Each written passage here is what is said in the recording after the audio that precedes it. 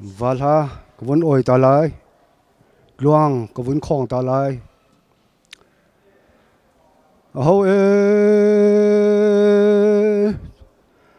valpada mo tlang in zai dau la oi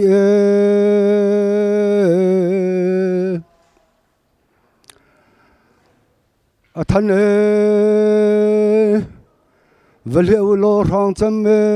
lian kelen ti la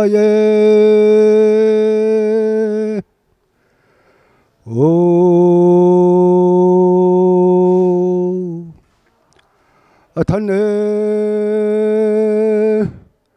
valeu lo rang cham lian kelen ti la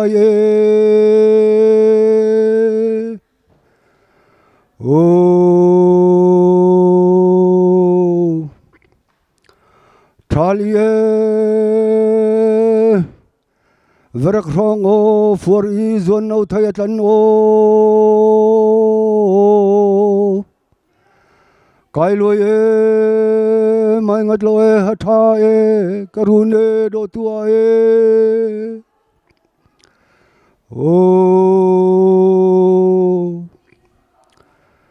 kathane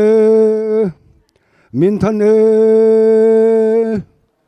lai đua mo phinh lê tlang sang ka hlat khae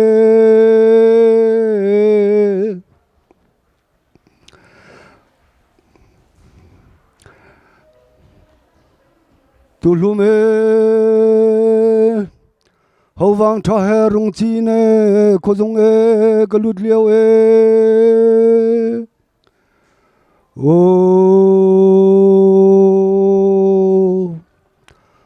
zai đâu ori lang khuk le rol hoi ka thi khat o ka tum lutung liao valran bol re rak or ulo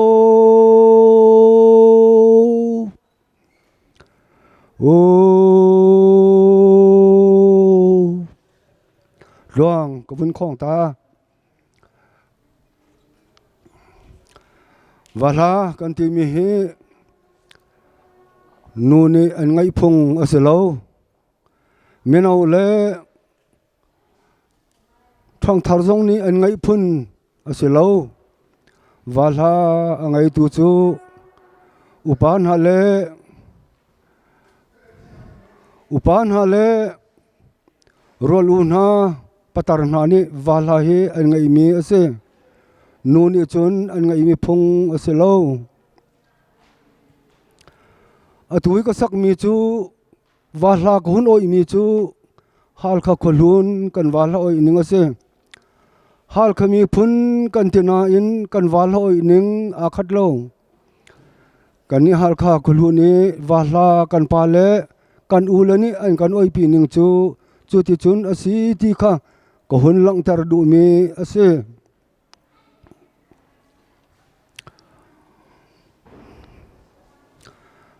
kamin chu khen cheu ka si sang re pa tia an ka au ka chu ke nak ka nak chu hal kha khulun ko don sang ase atu chu hal kha thar a ka chang chu ka khoken le khone a nan ra ka koli hi kong chim ve ding in nan ra ka tim tika nan ra ka than tika kalom ngai ko asena in hi nun phung thau kong kan chim tika hin aker akai ngai mi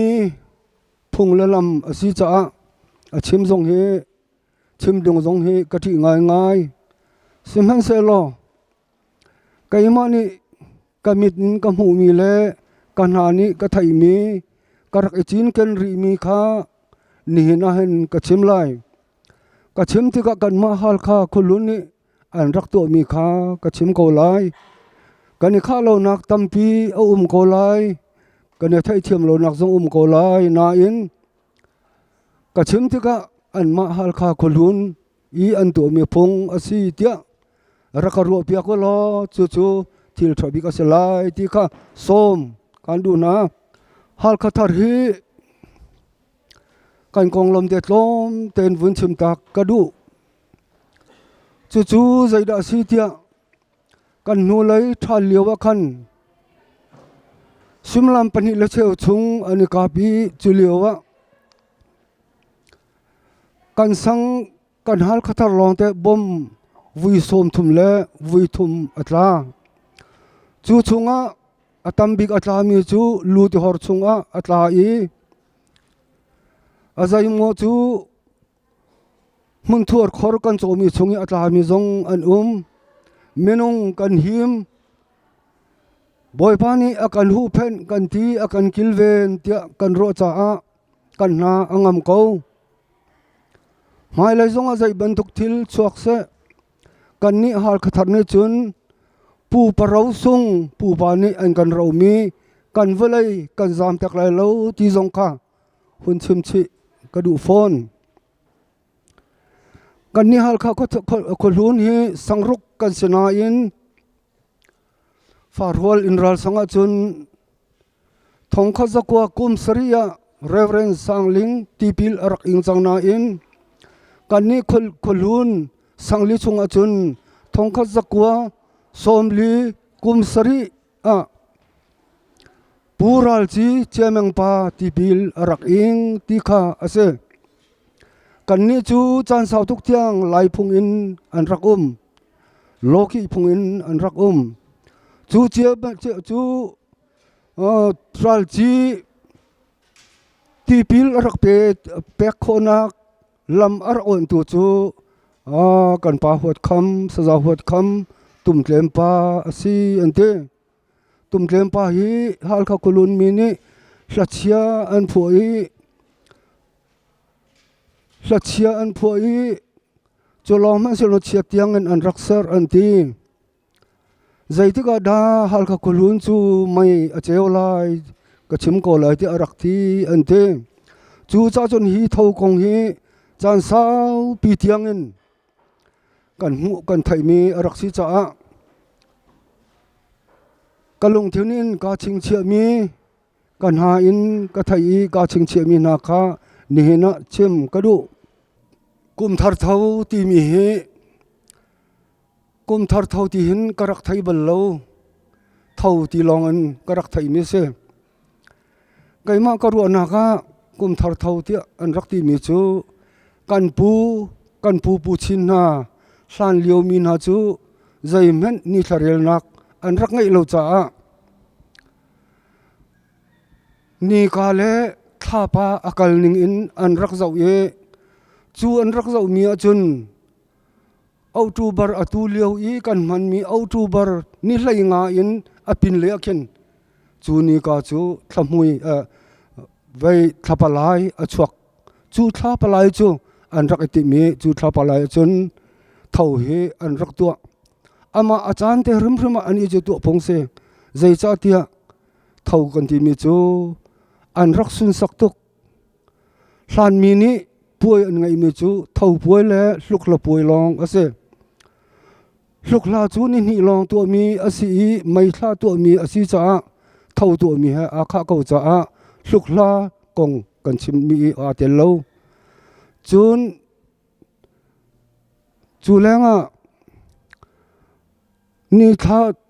ni tharel nak an rak ngai lo tika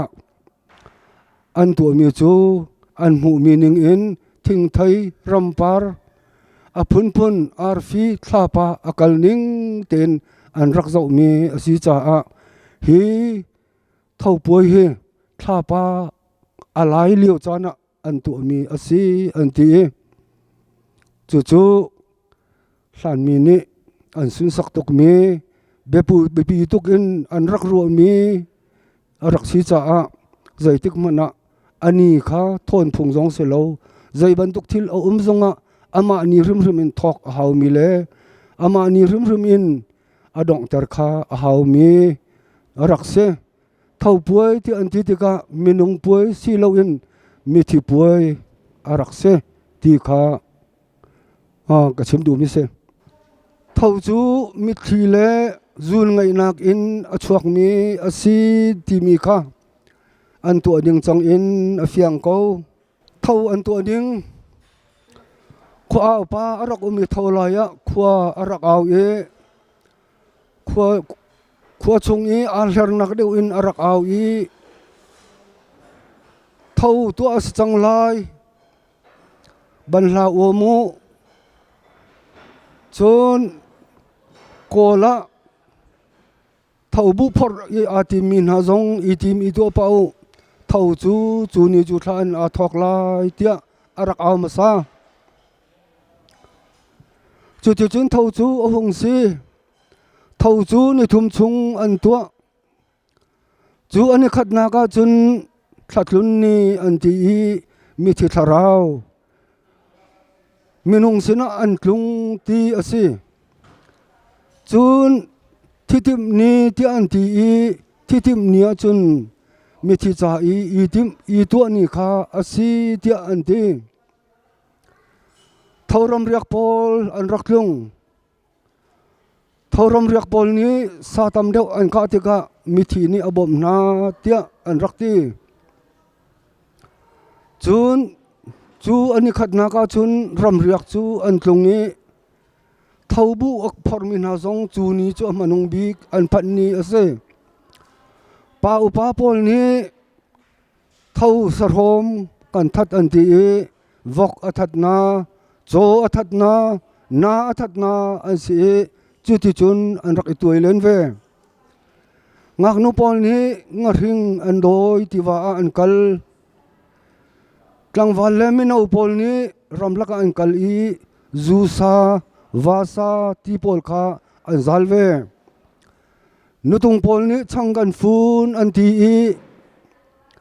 chu an chang fun mi chu an chang fun a chun ban lan ha le ai tial ri ha ti in ani toi ve chang phun thum tiang an rak fun khat chu a me ta te in ke sia pi ti ai an fun e tam pin an fun chu pakhat la pakhat ai tial ri in an toina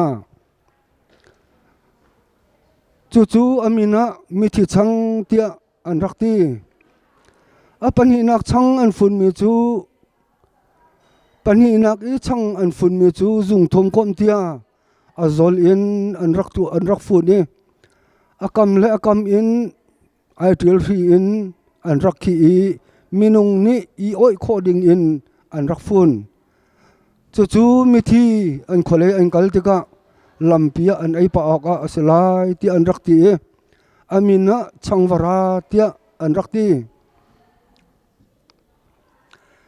apathum nak chu zapi te I changfun mi angan mi an hongse chu inkip te ni an rakfun chu changan chuara tina sa kan chume atina chu chun meno he upa he ngak che he tar he tia chu ni chu ade to yen tha bangai zan le sang hung phan zan le sang ni hung tlak ti ka mi thi rol dang a hau ti an ti kwang ka thanga chu ti chun rol chu an sar an rol bu an chianak chu beng ta an ta mi beng ase ti hang an chianak chu thing thang an sai mi chu chun ti hang an chia keu zong khan thing an sai mi keu an rak chia sa an chianak le chang an chianak chu thing khang do ten an tu I chu chun an rak chia chu ka chun zau ti ka lai ram sa chu aphun ating ko tia kan rak ruwa chu rol kan sar di chang aza chang an ti ka mi pakhat ni atong doma mo mi thi polo raulo ro rak ai chang lo nan hoi som na lo rel lai uchi lo I rel lai uchi lo kling ten fo rol nan ai lai kim ten nan ai lai tia an te zak lai uchi zum lai uchi tia an ti chu ti chun mi thi chu rol ai rol chan dum ti an ruwa ngak chen ha chu kholenga chuaku mithi anning azak lai anti lenga kan chuak in ka kha an khar achunga minung panhi mo pathum mo chuni chun rol chu an nga mithi rol adi chang anti in ngak chepol in ka an hun ngak chepol kha kan lut in sung khor khar in chu mithi ai bang te chu kan ai ve zapi te zanre an adi chang anti te ka tarnu tarpa kha siaki le paran hati in an rak chuak mithi kan thut pi na tia anti in cha fatuang van lung chaka pher an phai chu ti chun nu he pa ha tarna chu hla an sa mai to nin an thu nu ni an ke an thluani apani in chuka chunga chun paren an chia pani nu chu an pom na bu in siaki an tum chu ti chun hla an sa an la sak mi chu mithi hla long te sakphung asi an ti mithi hla long te an sa an mithi atla ata zong an rak tappa chu mithi hla chu khoi ka da an lak ti achun thitlong na ni mithi khwa an vungkal mithi ni thitlong sina hla an hun chimi thitlong ni anung mi sina a hun chim ve mi chung in chu hla chu an sak mi asi chun kan nu la kan pa ni hla phung khat thitlong ni a hun chim mi chu chik khat te an za di an bai hat di an thiam chol an hla chu phung kul in phung som tum kal lak ase chu mi thi na chun hla chu zan khodai an sa chun thai tlai asilai tia karu mi rak rot ve chiu tu tia kadu mi pakhat a kan ma ko don sang pa mi thi pa pakhat arak chu cha chun thitlong nu kha thitlon an rak fiel thitlong nu chu ka chun thitlon ding in atim arama tarangan pi in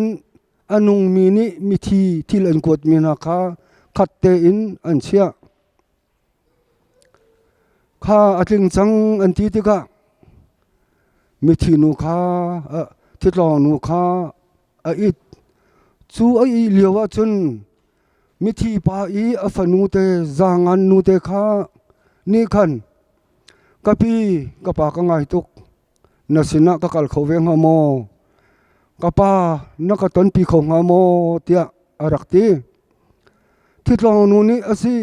kan ton pi ko lai ati thitlong nu sina zangan nu te chu arak itve an ka sia pi la in an rak to ina chu ti chun tlan chan tlom pala an ka sia pi te chu hung chol lang mang mi thi khwa an kal chang tia an rak te chu chun hung mi chan tlom pala chun mi thi khwa haw ka an phan chang tia an ti masabi ka mi thi pa afanu te ni atlon mi kha au big au masabik chu avung di chun minung mi ni mi thi mi thil an kot mi na kha au cheu na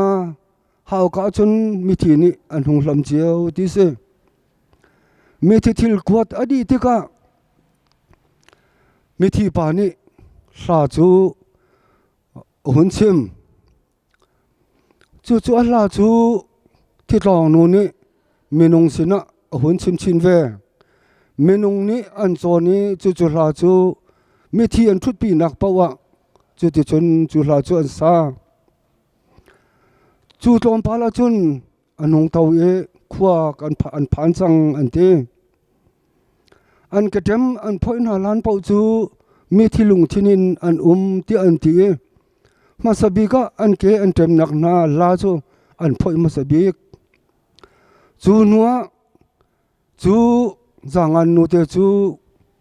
bia kan hal ngun te na pa chu na vu mu mo mi thi dang ta na mu na mo na ni chon na ni bia mo ti kan hal asi ka pa ha kan tong ko ka pa ha chan sau pi bia kan ni ruwa zaida ma kan rung to ve na nak ding si tung lo mai lai chu rung ti la tia akati ati mi thi chu ta na mu na mo kunin kan ti ka ka mu ko na an chung kha ne thil an kuat mi kha ahung lam mi pau chu ka mu di ko na tia ati chu na lak zong a chun ka ngal lo mi an le ne ati chu adi nu chun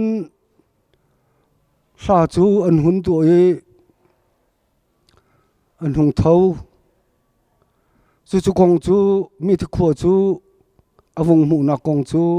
ka chim du mi se chu ama minung le kan mai ka it ko jung na in a tharau ni mi thi kho avung phan mi le au nung tlungi tha te nung tho kho bi le chu ti i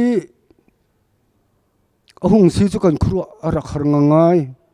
chun pakhat bia kan halmi chu mi thi kho chu zaida lo athamo kan rakte atha ve ko na in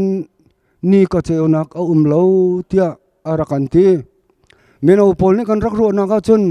khua dei lo cha silai tia kan rak ro simhan se lo tar pol ni ma te chun asilo mi thi kho hi a phun a ve cha a ma na kho hi zaitik mana ni atlan lo nak muni a mi khwa an si cha a si tia an rakan te chu thai asirwa tin karu mi asi cha chu nan sina konin chim ve na chu zan chun amasabi thau ti mi kha chu adi a thai jing chu hun pini asi chang hun pini chu zinga thai tho mi thi ni an ai masa e chu di in chung khan ni ai chiao hong se chu adi chun upa po chu mi thi na kal di in mi thi an thut pi na ngak che pol kha kani khom so ve i mi thi in changan tu nak in pawa khan kan kal ve chang par khat le ban la pum ni an rakan pek chiao chu kan ai i mi thi in a nak pawa kan kal i chu ti chun chang chu kan rak ron khoi mu sangkip kan ton nak a chun pai zong an sar mi thi ni an zo ka an ti e a pai zong kan rak e pai chun adong nak bi ka chun nen nak atu mi na nen ti mi chu atu mi na in kan va phan te ka chang par khat le vok sa vok khat an kan pe ki chu kan ya mai nen kan ti mi chu kum thum mi thi an thi nak kum thum ohung tlin te ka mi thi na chu minung na sina kal nak nol an ngai ti lo tia an ti lenga angai tu nu rong ni kum thum leng chun ka ngai ti lo ti nak cha nen nak an ti mi chu si tia an te mi thi angai mi na hi kum thum chunga vui khat man ani khol lo an mai ani phia bal lo chon an samsung ani riat in sa thau ani thu bal lo poi to na ke na zaitik mana an kal bal lo awani arak du ton mi til rol kha aul na ai du lo chu te chun minung che khat chu zai mo chu an taksa hung der an thisen hung tlom chu te chun azai mo chu kum thum atlin hlana mi thi an ngai nak in athi be mi an rak me zai mo chu kum thum atlin tiang in awa angai khomi an adong tiang chun mi thingai chu zinga an trap zungzal zan lai zana khomuya an trap zungzal e kum thum chung an trap chuna ka chu cha chun chu meeting ngai nu chu ama movement alo ti lo ader azor ataksa hungzor an hungder mithi ini mithi kurak an humana an ho anam tuk cha hoi ni an rakrem na lo chu ti chun har nga in an tur e chu tiang in kum thum tiang a hun lal kho mi na chu kum thum atlin nu in thau puai a hung di a thai jing in ani khol an thil pon ni thlen zai pau te kha thiang ten nu mi hoi sin zonga an chuak an lang puai to nak in zonga an kal an lam chu asul lam chu mithi ka ngai ti lo mithi le menung kan tong ti lo ti nak cha mithi kan hen chang mithi ka ngai ti lo ti nak cha net nak ti mi kha asi ante chu ani ni nak hun pi ni anti mi chu ka chun hun dong tar ka du lam le kui kha chu adang ten zan pawa chun an lam ko an kui ko semen se lo ama le chan se mi thi ngai kha mi thi thut pi le mi thi la sak kha be pi big cham ka chim du mi se chun an ni thum nak an to mi chu thi tha ni an ti i lam lai sel ni an ti phone thi tha ni chu mi thi adong nak bi kan sin an an kholai an kiar ni asi tia an rakti lam lai sial ti mi chu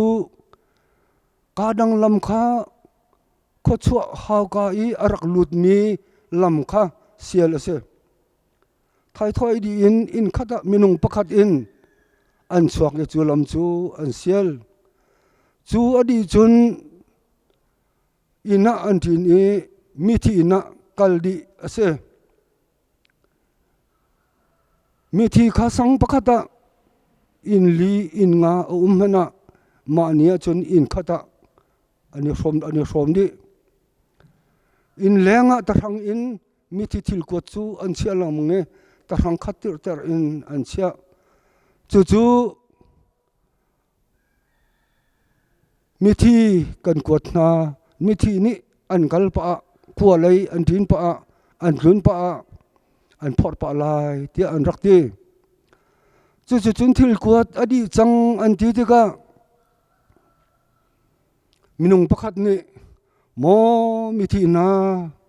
nan kholaya kiar changu nan in pa nan sak thlang ni anin hlam na lai anin ngai na lai nan hoi nan kom ni anin ngai na lai vung kal chang lo tia an ti nai chu mi thi an kal chang an ti achun nu vial te khan za pi te in an trap di chu ni avoi thum nak adong nak bik ahong se zai cha da mi thi chu an tlung di lo mo aho chu da thil chu an kot nga tia tarpol kan rakhal na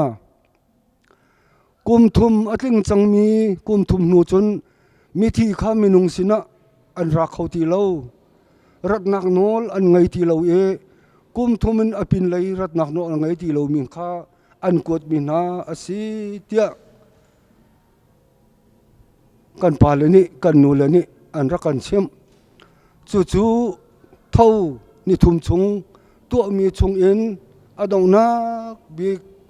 kanghal ri mi le ka thai ri mi kan na thama achuang ri mi chu tiang chu ase kan tu kan falen ha tu chin ha ne hi kan phung a tha mi te le